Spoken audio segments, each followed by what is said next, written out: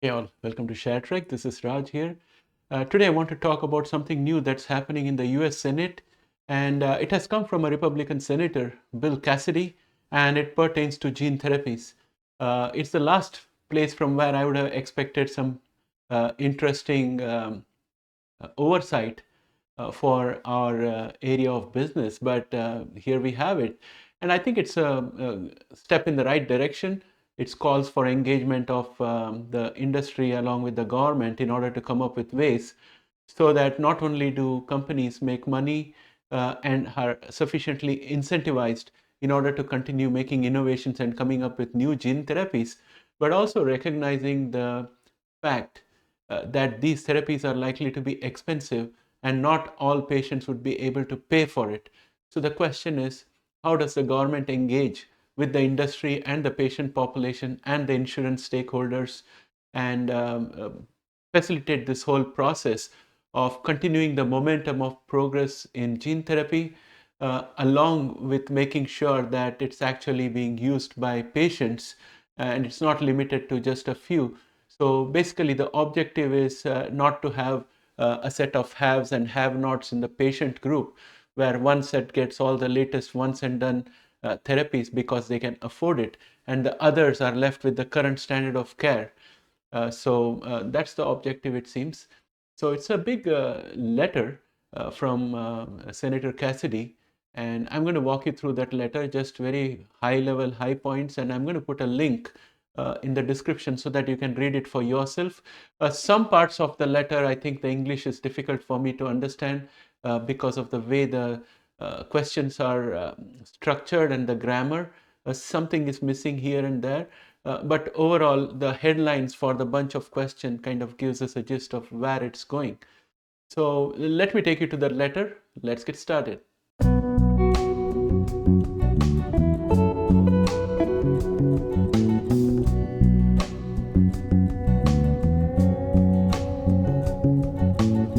Welcome back, friends. We are going into the letter right now. And as you can see, this is on a United States Senate letterhead, and it's from the office of Senator um, Bill Cassidy. And it's from the Committee on Health, Education, Labor, and Pensions, which consists of all these members out here, and it's headed by Bernie Sanders. Um, on one part, when I look at the name of Bernie Sanders, of course, I admire Bernie Sanders, but at the same time, when I look at Bernie Sanders as the chair of the committee, I think it's going to be a little bit difficult for the gene therapy companies because Bernie is going to ask for every percentage of whatever he can get.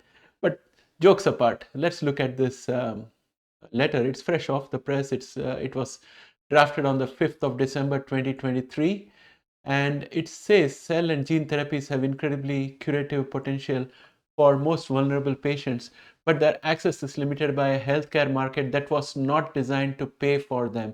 And this statement is all the more true when it comes to gene therapies, which are once and done. Given the current limited number of approved gene therapies, manufacturers and commercial health plan alike are currently able to absorb cost in order to provide patient access. But gene therapy approvals are expected to grow dramatically over the next decade. With this, will give American patients more cures to deadly disease. It will also uh, pose a serious financial risk to health plans, which could dissuade them from covering these groundbreaking curative treatments. So I think Senator Cassidy has got his eye on the ball, absolutely. And this is the hallmark of a developed economy and a good government. The government strives to stay ahead of technology and tries to legislate in advance in order to harness the technology for the best. So this is a prime example out here. Really impressed with this initiative. It further goes on to say, for patients with an ultra rare disease, the stakes are even higher. Artificially low prices could promote patient access but eliminate the incentive to bring those treatment to market. This is exactly what I always argue. Conversely, the small patient population runs the risk of bearing the full weight of the high price tag. While progress has been made in promoting access to cell, again, this is a bit of a redundant, this is a mistake out here, but okay. Promoting access to cell and gene therapies more broadly, The small size of the ultra-rare disease population makes access solutions particularly challenging and supports a greater role for Congress in shaping these solutions. Further, any proposal put forward by Congress should be informed by the current work of states and the private market. So, friends, what I would like to say about this paragraph is that it seems that Senator Cassidy has his focus on ultra rare disease. Now, for ultra rare disease, we have the orphan drug status, which is the way FDA tries to subsidize the whole process by waiving fees and giving priority vouchers and priority review vouchers and expediting the reviews.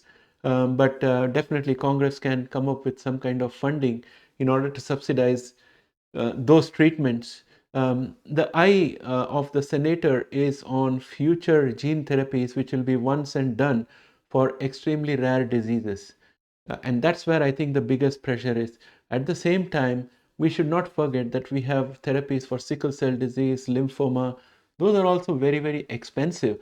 And could the senator be talking about them? It doesn't seem like that here, but this discussion, once started, can expand to include those as well. So it goes on to say, if a patient cannot afford innovative treatments, to them it is as if the innovation never occurred. Policymakers have a responsibility to evaluate the market structure and identify where targeted changes can be made to ensure market access for patients with ultra-rare diseases. As we examine steps to ensure access of these therapies for patients with an ultra-rare disease, we request feedback on the topic and questions below. Please submit any responses to gene therapy coverage at help.senate.gov by January 2022. Okay, so I'm going to read through this and I'm going to put together my ideas, and probably I might respond to this email address, making it clear that I'm not a US citizen. I don't live in US, but I deal with shares of US pharmaceutical and biotech companies, and hope that it gets accepted. Now, the first question here is, which treatments should be included? And it has got a whole list of questions, and it's going to be the industry which is going to decide whether they want to talk about sickle cell disease, lymphoma, and beta thalassemia or transfusion dependent beta thalassemia. So those kind of things, I mean, the industry has to come up with. There are other stakeholders also who may step in and talk about it. The second question is, what is the current practice for patients with ultra rare disease or disorders? They're trying to find out who is paying for these things, and whether there is industry sponsored subsidy for these kind of treatments, and if so, how do patients get onto it? So those kind of questions are out here. The next set of questions pertain to how do plans and payers currently manage financial risk.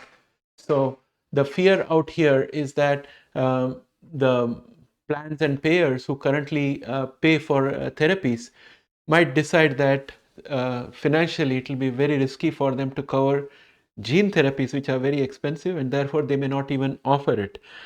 So the idea here is to get the information so that the government can decide to backstop the risk and do something to incentivize them to still cover those kind of therapies. And right now, at the starting point, I think the Senate is coming from the point of view of ultra rare diseases, for which you can have once and done gene therapies. But it could expand to once and done therapy for things like sickle cell disease and lymphoma, which I wouldn't call as ultra rare, but they are expensive. Next question set is, how do manufacturers price and design contracts for treatment of ultra rare diseases? And how do supply chain intermediaries price and design contracts? So I think it's a very good idea of looking at all parts of the supply chain to see who is putting how much margins out there, and make sure that everything is streamlined and optimized for really expensive therapies. Then the other set of question is, how do physicians provide access to these therapies? What is the prescription mechanism? How do people get into the pipeline for these kind of therapies? And then what is the future of access for these therapies? The other question that they have. And then we have, how should federal and state governments promote access to new models? So they are talking about creating new models for payments, and how can the federal and state governments promote access to new models. Now, of course, I think I would rather focus on this letter on the federal government, because when it comes to state governments, I think the red states would not like to do much of anything when it comes to freebies or subsidies, whereas the blue states would like to do more. That's my impression of United States from outside. But when it comes to the federal government, I think as long as you have a democratic dispensation, uh, I think this should be something that the federal government might consider. And they are saying, for instance, interested parties could contemplate changes to the existing waivers in Section 1332 of the Patient Protection and Affordable Care Act, which could allow states to provide new payment models for these therapies in the small group market and in the individual market. So I don't understand ACA that well. I might have to study it in order to make sense of Section 1332. But overall, I think they are moving in the right direction. And then the last set of questions is, how should lawmakers seek to evaluate and accomplish these policy goals? They're saying, what are the trade-offs of expanding coverage of certain therapies in one market over another? For instance, interested parties could contemplate the strategic benefit of prioritizing a new coverage model for a certain market, which is small group or large group, prior to deploying it more broadly. What variables should lawmakers consider when evaluating which party should bear the greatest financial risk under different contracting or coverage models? Sincerely, Bill Cassidy, MD, ranking member. So I think coming from the same field, like I think MD means Doctor of Medicine. So Bill Cassidy probably understands the potential of gene therapies, as well as the high cost and also the rationale behind the cost, because as a physician, he can contemplate how much it costs for the sequencing machines, how much it would cost for viral vectors, how much it would cost for quality control, and all those things. So I think we have the right person starting or kickstarting this discussion in the US Senate. Isn't it amazing that on one part of the US government you find infantile activities and posturing and other things, and then there are some serious senators who are trying to do some serious work. It's amazing. I'm really impressed that this has happened. And it has not come any sooner. Even now, it's good enough. We can run with this. And friends, I'll just like to, before I end this video, I'd just like to give you an idea of what I have in my mind overall for these kind of therapies from a pricing perspective.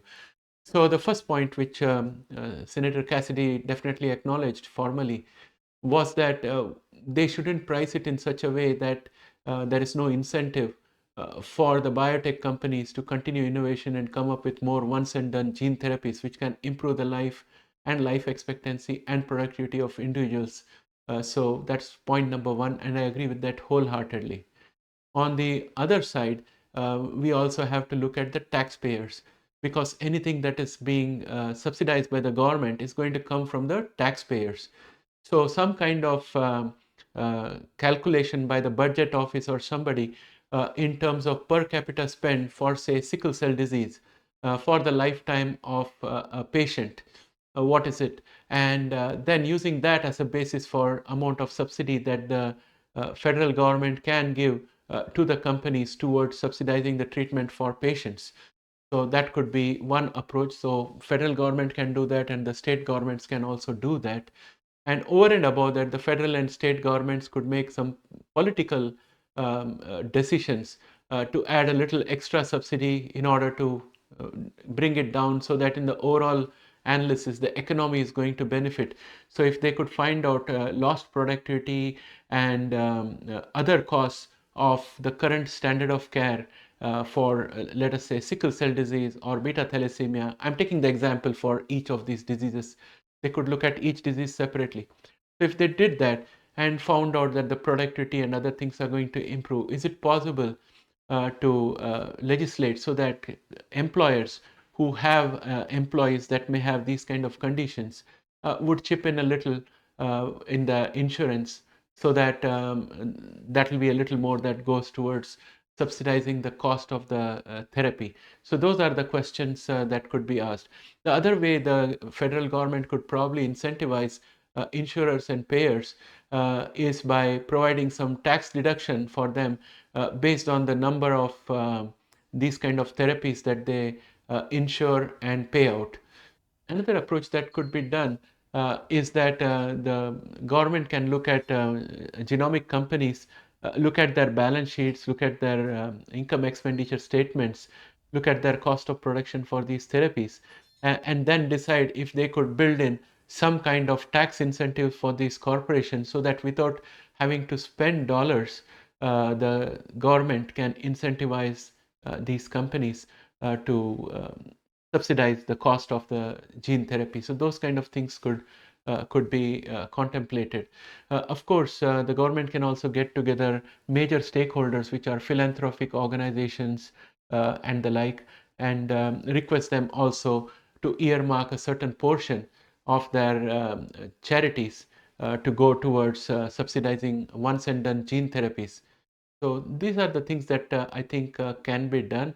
There could also probably be some kind of product that can be bought around where after means testing still, after means testing and giving a subsidy, still if the therapy is expensive and there is a genuine reason why it is that expensive, maybe payment plans so that the patient can pay over a period of time, something like a student loan, something similar to that could also be probably considered. So those are the thoughts I have in mind. And another thing I think the government could do is they could incentivize production of these gene therapies in low-cost jurisdictions and incentivizing those kind of activities so that the overhead cost can be removed. And these can be done by promoting um, uh, uh, promoting creation of manufacturing facilities in low-cost areas where electricity is subsidized, land is subsidized, and labor is subsidized. So those kind of areas, that will also bring up the overhead costs and reduce the cost of creating these kind of therapies. So these are some of the things that I could brainstorm. Earlier, I had made an entire video about the ethics and considerations around pricing these kinds of drugs. But then, friends, you have to also look at the population size. Senator Cassidy is looking at extremely rare diseases for which gene therapy is being made. But extremely rare are small in numbers, so that I can understand. But once you open the door to discussing about extremely rare, then the question becomes what about sickle cell disease? What about leukemia? What about HIV? What about hepatitis B? So all those things are knocking at the door. I don't know how it's going to turn out, but it's a good thing that Senator Bill Cassidy brought this forward. So a big salute to Senator Bill Cassidy for bringing up this initiative. Let's hope that this takes off in the proper way and we get something before the Congress is dissolved. With that, my friends, I'd like to bring this video to an end. Thanks and have a great day. Bye for now.